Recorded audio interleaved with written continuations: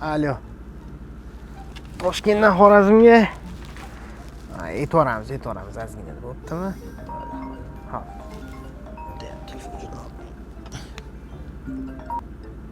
Alo. Assalomu alaykum.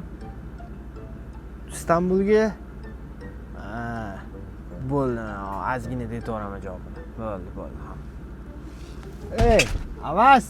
Yuk chiqyapti Istanbulga. Nima qil? Voy, Avaz ketgan-ku, shermishga dam olishga. Kalla ham ketyapti sekin. Qaysi birini olsamikin-a?